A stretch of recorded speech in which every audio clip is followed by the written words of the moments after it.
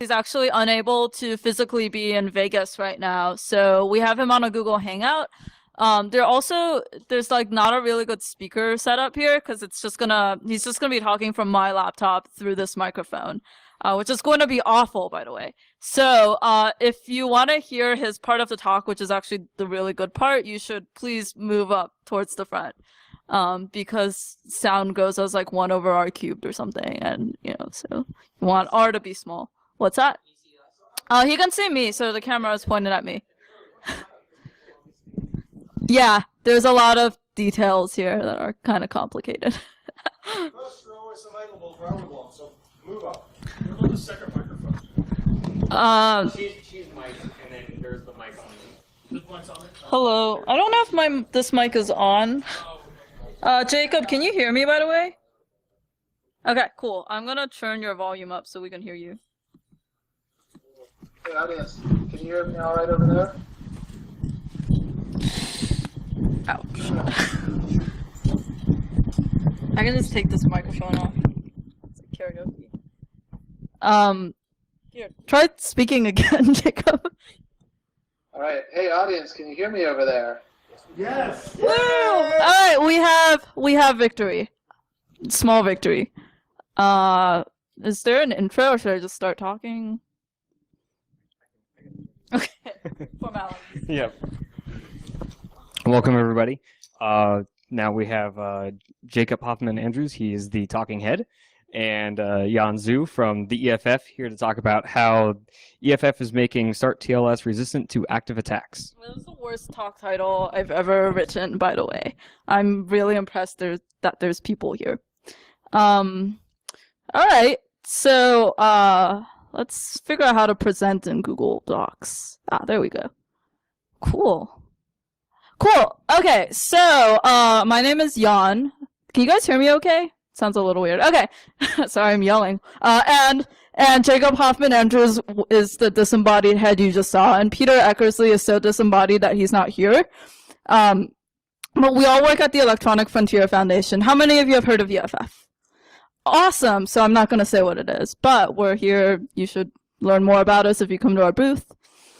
So Para actually gave a great talk earlier today about starttls as this like awesome thing that everyone should implement. But in reality, SMTP email transmission is mostly insecure. How many people knew that? Okay, so yeah, some of these slides are going to be things you knew. So this was what Per said earlier, right? If you have, if you have some mail servers, like Per could be on your network doing this and looking at passwords if you're not using starttls because things are just sent unencrypted. And also, guess who else can be doing that? The NSA. So here's a slide from XKeyscore that shows data from email sessions and Facebook sessions and so forth being collected and indexed. And so your email could end up like this in an NSA database. And from the Prism slides, we see that they're doing this at scale, which means they're using passive surveillance of unencrypted traffic, probably. So here's what my colleague Peter says are the 4 kinds of threats we think about when we say email is insecure.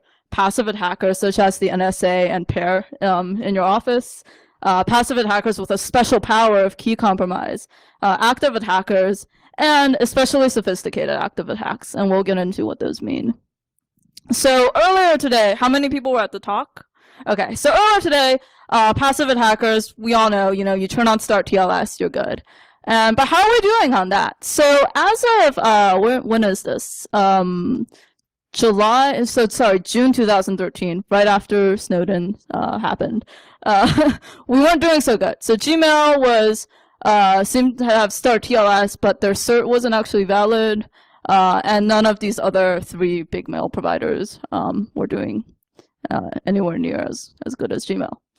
And EFF actually kind of formally did a survey that we called Encrypt the Web, where we asked service providers, which of these things are you doing? And so we have things like supports HTTPS, supports HTTPS with forward secrecy, supports starttls. And when we started, there was a lot of red and gray. Like people weren't encrypting mail, But then we kept bothering them, and finally by like May 2014, we see a lot more green. So let's see, like Dropbox, Yahoo, LinkedIn, Sonic already had it, Twitter. Wow, cool, we're doing good. And Gmail recently released this data that shows that email encryption on average with starttls has been rising like 33 to 58% depending on how you look at it since December of last year. Oh, so by the way, we're really interested in pulling this graph further back in time, and we just like don't really know how things like encrypt the web and Snowden have affected starttls, and that's where you come in. So we have some scripts that you can run on your mail history to see percentage of starttls encryption and so forth. So but you know, there's also passive attacks with sophisticated assistance, which is key theft in this case. You know, what's the easiest way for attackers to read a lot of email? I actually just said it, key theft. So normally in TLS, you have these long-term session keys. I'm sure, long-term keys. I'm sure you all know this. So if you steal the private key with something like Heartbleed or just by compromising the server, you get all the mail. But if you use perfect forward secrecy, the damage isn't as bad because you can only compromise from that point forward. But how do we turn on perfect forward secrecy for SMTP if it's so important? You support TLS 1.2. But, you know, how does a server say that I only want to use TLS 1.2, right? And the third sort of attack is active network attacks, which are really easy with starttls in case you missed it during the earlier talk. Because the way starttls works is very opportunistic. One side says, I want starttls, and the other says, I also want starttls. And then, you know, you have this negotiation. But, you know, as one of Prayer's followers points out, you can just, if you're on the network, you can just strip out that starttls. And then we just fall back to insecure SMTP, and we're back where we started. You can also do a TLS man in the middle. A lot of SMTP servers that use starttls don't have valid certificates, and that is rarely enforced. So you can see in this graph from Facebook on the far left, of the servers that support starttls, only about half demonstrated a valid TLS certificate. So what do we do for these other two things, ignoring the third one for a second? So on the web, we have something called HSTS, which is a way for a server to say, when you see my get clone. And I'll let Jacob do the second part of this talk if I can figure out how to get to this. So we're going to have him do a screen share on Google Hangouts, which is pretty new for everyone. Okay, Jacob, so your face is now on the screen. So I also need a microphone. So hi everyone. I want to make sure you can hear me loud and clear. So I'm going to say starttls, and I want you guys to say everywhere. So when I say starttls, you say everywhere. Starttls. Everywhere. Jacob, I think people are like not wanting to sit in the front as much as I wanted them to. So if you could like talk really loudly, that'd be great. And I'll try to do some microphone work too. Right. So Jan mentioned we already have a bunch of work up on GitHub. This is something you can download and try out today if you run a postfix server and if you're moderately brave. So you know, she described our pragmatic approach. It's one that's informed both by internet experience with the HSTS header and HSTS preloading, and also by EFF's experience with HTTPS everywhere. So you're probably familiar with the strict transport security header. And there's this first visit problem. The first time you visit a website, how do you know that it supports HTTPS? You're vulnerable that first time you visit. So Chrome and Firefox take the approach of preloading a number of websites into the browser build and say, okay, we already have an HSTS header for these, which seems, oh, that won't scale, but you know, there's on the order of hundreds of sites getting HSTS preload this way, and they cover a significant fraction of the encrypted web.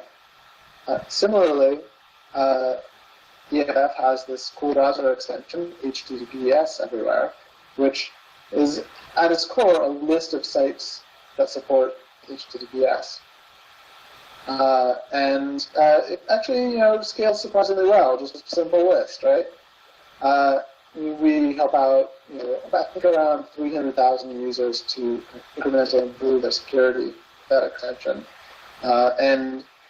Similarly, with starttls, there's the potential to improve security for millions of users with a fairly straightforward list. So we provide a essentially meta configuration JSON file that lists these are the email recipient domains that we know support starttls and are likely to continue to support starttls. Dan, did you have a comment? What's that? Oh, sorry, I thought I heard something. No, I think there wasn't. Okay, great. So, for instance, if you are trying to send mail to gmail.com and you connect to one of Google's mail servers, you should just know it supports starttls. And if you connect to a Gmail mail server and it doesn't present you with the starttls statement saying, okay, let's do encryption, then there's a couple possibilities. Most likely is some sort of glitch in the network or a temporary misconfiguration. And in that situation, you want to queue the mail rather than sending it in plain text and try again later once the network problem or the configuration problem has been resolved.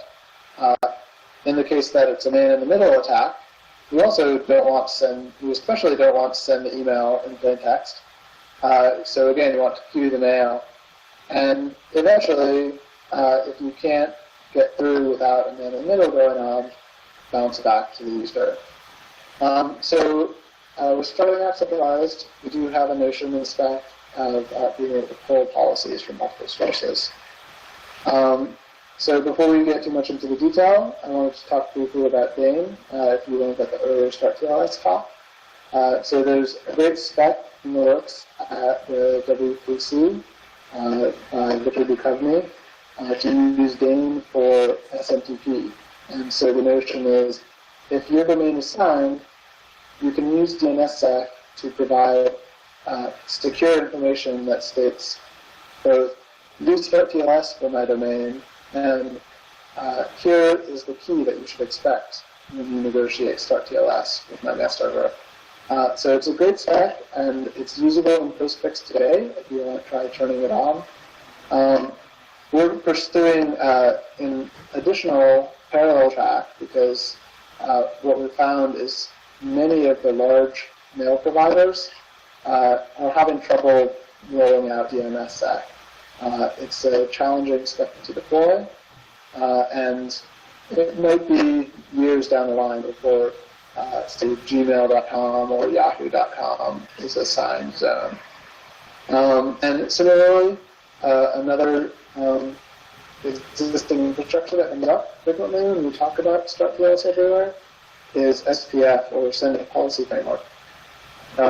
But we're actually not trying to apply policy to the sender side. So in other words, Sender Policy Framework would apply, say, when you receive email from yahoo.com, you look at Yahoo's SPF to see what policies you should apply to it. This is the reverse. We would actually want to say, when you send mail to yahoo.com, what policies should apply.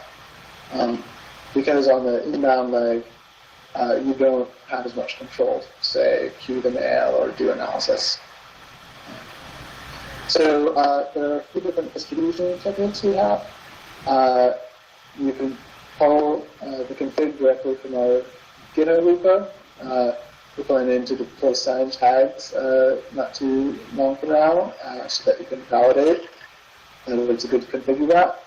And we're also recommending that everybody who deploys our code do it with some form of auto-updating of the config so that if, say, some domain legitimately turns off starttls forever, hopefully that won't happen, we don't want that to affect mail deliverability. That's one of our main goals for this product, is to not have a detrimental impact on deliverability.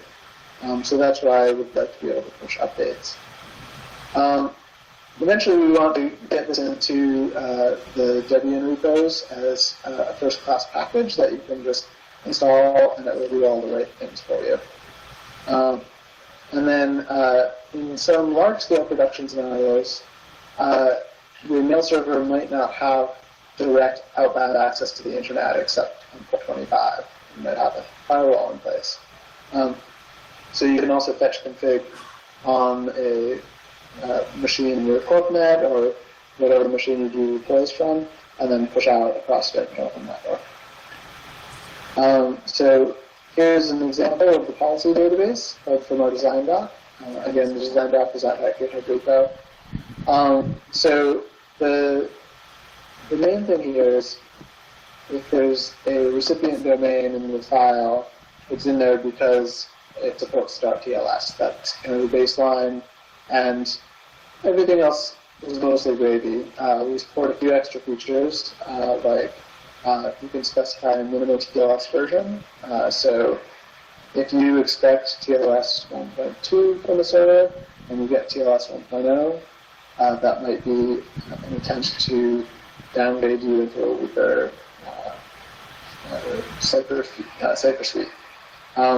There's also one of the really interesting challenges in doing strong encrypted authenticated starttls is that the mapping from recipient domain to mail server is itself insecure.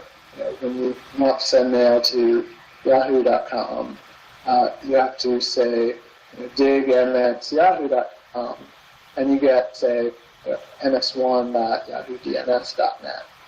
And in the absence of DNSSEC, that binding is insecure. So it's similar for HTTP, right? So when you DNS lookup www.google.com, that could be, you could be spoofed, right? If you're attending PasswordsCon or DEF CON, you probably are being spoofed. But you get to rely on the TLS, the X59 certificate that you're served, in order to validate that you're talking to the best server. So similarly, the mail servers, usually, if you go to the trouble of getting a signed certificate, the name it's valid for is going to be that MX host name. So we provide that indirection in order to make it easier to validate certificates. So we've got a demo of this actually working, which I think Jan is going to show from her end to avoid any video latency problems. Yeah. All right, demo time. Sorry, that was kind of loud for a second. Ooh, it's on YouTube. Sweet. So it's again going to be Jacob talking, so I better turn up the volume. Favorite virtual machines. So up top, we have the sender machine, and down below, we have the recipient machine. These people have postfix installed as pre-configured by the Debian package. So first, let's take a look at the default config for postfix on the sender machine. Oh, yeah. That's important. Yeah. Theater mode, full screen. So we see what we're looking for here is SF MTP TLS security level. It's not present, which means the sender will not attempt TLS to the recipient domain. So we can check that. Let's watch the logs in the recipient domain. And we're going to send an email from the sender machine to the recipient machine. Yeah, so for people who can't hear, there's two Vagrant instances, and one of them is the sender, and one of them is the receiver. And by default, you don't have like secure TLS policies. So Jacob is sending some stuff. Okay, we see on the receiving end that was delivered. Now we want to look at the headers. Let's look at the headers. We see here we got don't trust email, and in the headers, we see it was received from sender.example.com using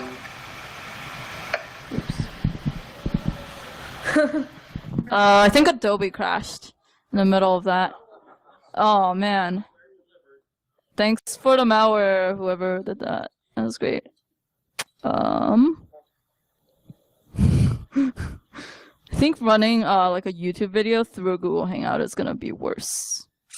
Alright, here we go. And what we're looking for here is ESMTPS, which is what it would show if the message was encrypted. Cool. So now we're going to run the starttls configurator, which should provide us with a good default configuration on the sending box.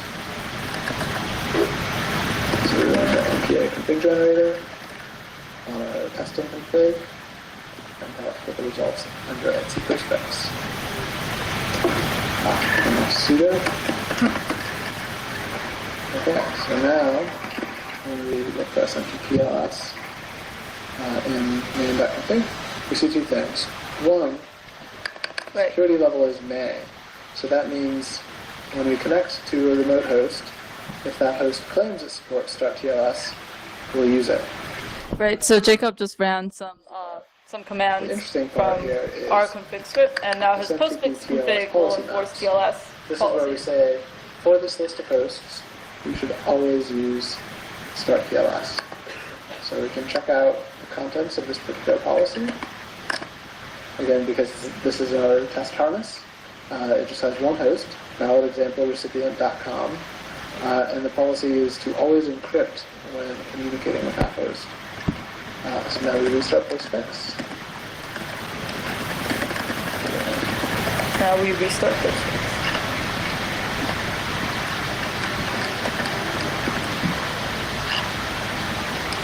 And now let's watch the logs again as we send another mail. Maybe email isn't so bad, so.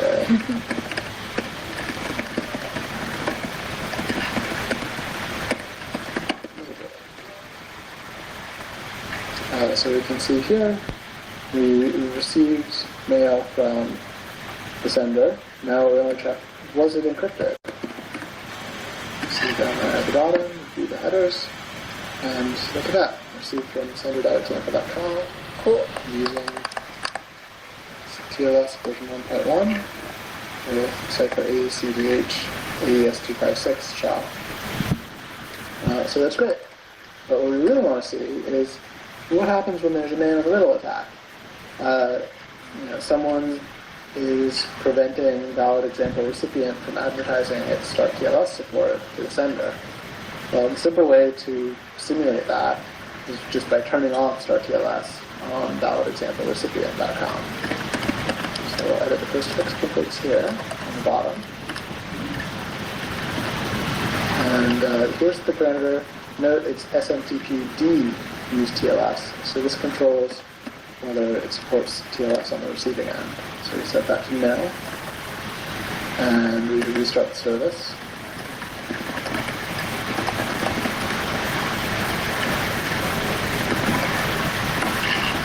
So now, when we send a very important email,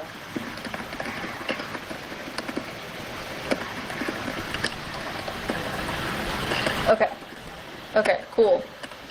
Demo is almost over. you can see on the bottom a connect from the sender, and then an immediate disconnect. And there's no mail delivered in between. Wow, that is amazing.